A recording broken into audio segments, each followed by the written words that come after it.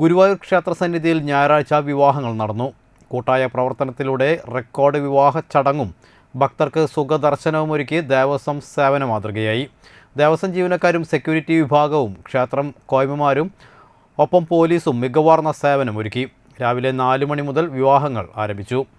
Token ലഭിച്ച വിവാഹ സംഘത്തിന് തെക്കേ നടപ്പന്തലിൽ വിശ്രമിക്കാൻ ഇരിപ്പിടമൊരുക്കി. ഊഴമെത്തിയതോടെ മണ്ഡപത്തിലെത്തി താലികെട്ടി.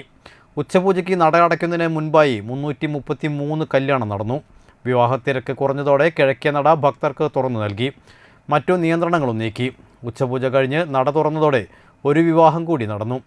വിവാഹ നടത്തിപ്പിനും ഭക്തർക്ക് ക്ഷേത്ര ദർശനത്തിനും ദേവസ്വം പ്രത്യേക ക്രമീകരണങ്ങൾ ഒരുക്കിയിരുന്നു.